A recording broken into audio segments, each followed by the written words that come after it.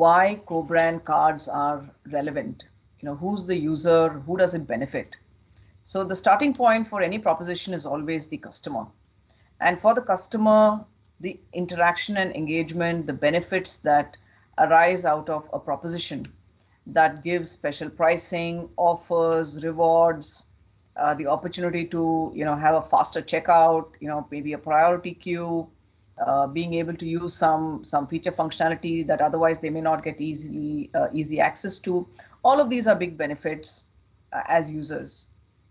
The second party in the conversation here is the merchant. The merchant who really is a large brand looking to deepen engagement with their customer base. Sometimes may run their own kind of a reward platform or a loyalty program.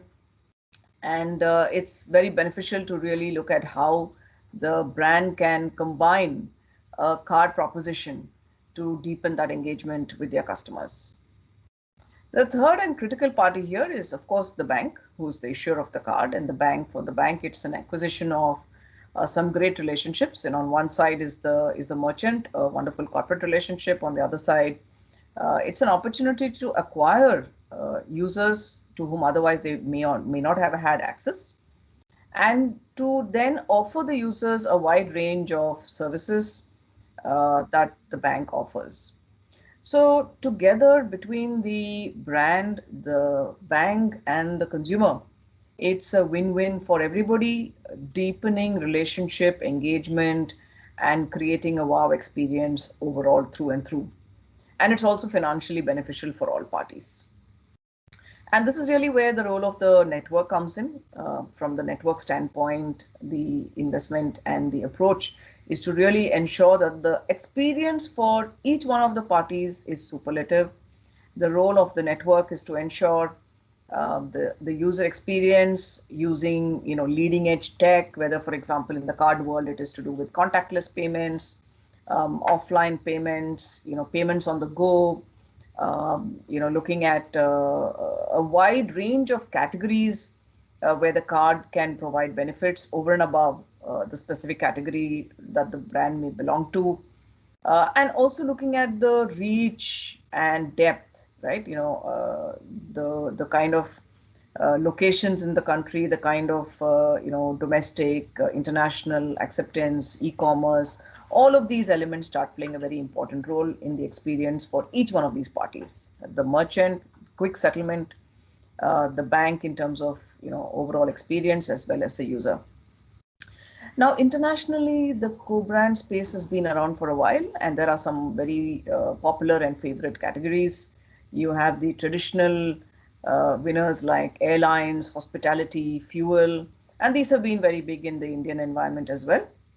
But we are also having some interesting plays as digital booms. E-commerce has become the real big futuristic play right now. And interesting categories which will start looking at niche segments associated with retail, associated with digital, associated with apps, associated with probably a combination of all of these in the digital space. These will all start coming to the fore. So there's a lot in it for everybody, and a lot of customer experience to get created from a total experience standpoint, and a very good business models to be evolved. So I'm really looking forward to see how the market evolves as we move forward from here. Thank you to NPCI for inviting me to have my views on the benefits of co-branding.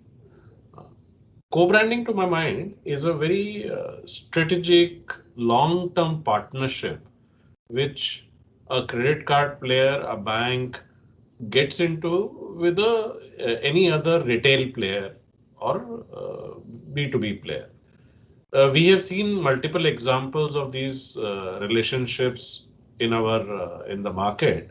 Uh, they have been very popular co-brand relationship between banks and fuel companies, between banks and large retailers, and of course between banks and airlines. The co-brand relationships have been popular all across the world. Now, while these are very long-term strategic relationships, while getting into it, bank or a credit card company or the partner, they have to be very careful in understanding and putting their goal and objective onto the table. It is extremely important that the vision and the objective of both the partner matches with each other.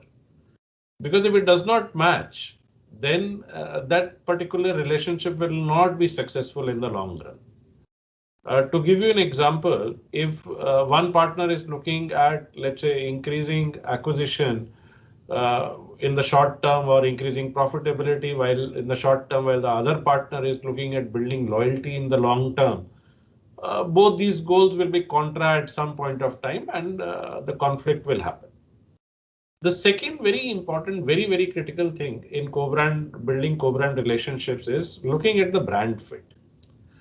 You need to be very sure or very careful while building that partnership that the brands, both the brands, they of are appealing to the same or broadly largely the same psychographic TG.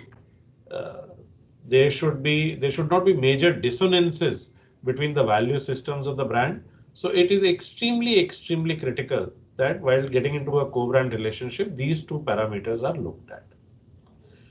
In fact, once you get into a co-brand relationship, it is always expected that the you have to do acquire new customers, and the banks and the credit card companies get into these relationships essentially because there will be a loyalty partner who has a set of loyal customers, and you want to acquire those customers through their channel. So this becomes a very good way of acquiring new customers at a very reasonable or a very low cost, because the customer acquisition is typically one of the larger costs for any organization.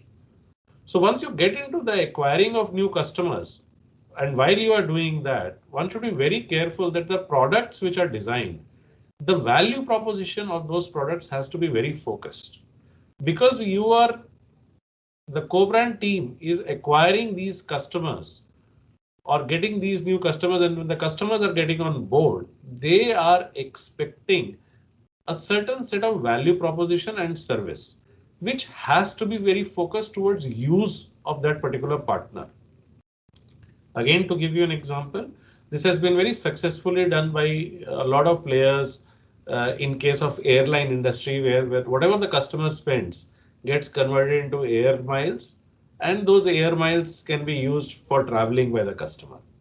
So in case of airlines, in case of, let's say, fuel co-brands, a lot of these value propositions have been very carefully constructed and are very focused. So the design is extremely critical while you are creating these products, because that helps in not only acquiring new customers but also retaining these customers, because that is the ultimate goal sometimes from both parties, because loyalty is very critical, and co-brands not only acquire good customers, they also build loyalty in the long run. The third part is that while those two players or co-brand players come into together, they have to ensure that the value that each player is bringing comes together and is complementary in nature. So 1 plus 1 has to become 3, because if it does not become 3 and it reductive, or it becomes 1.5 or 1.75, then it is not helpful. So the values that both the players or both the co-brand partners they bring together has to be value accretive and not value reductive. It has to add to the overall scheme of things, because that is the only way wherein both the partners will be able to not only fulfill their customer objectives, but also fulfill their financial objectives.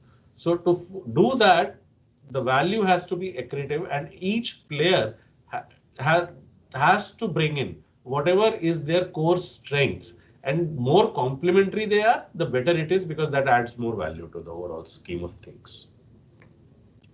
While there have been co-brands which have been successful and there have been co-brands which have not done so well, one has to be very careful, and there are certain lookouts which should always be there. A joint team a kind of steering committee of both the co-brand partners should continuously monitor these co-brands and should also look at each stage, whether it is 6 monthly or annually, whether the objectives with which the partners had set out to do this partnership, whether that is working well or not, or whether it is achieving that or not. And they should also give in their best to create, because once you get into those partnerships, as I initially stated, it is a long term strategic partnership. Things will go wrong, things will go right. So people have to trust and come together to be able to take care of those hurdles, because sometimes we have seen it is only after the initial hurdles are over and initial things are taken care of that the co-brand really becomes successful and becomes of not only of scale, but becomes the best for the customer in terms of the customer value proposition also. So these were some of the thoughts which I had on benefits of co-branding. It eventually, as I stated earlier, it not only helps both the brands, it also helps the customer, both from a value proposition as well as from a financial perspective, to achieve each other's goal and while keeping the customer loyalty with you. If one just has to take care of these minor parameters and criteria, and you will have a successful co-brand with you. Thank you very much.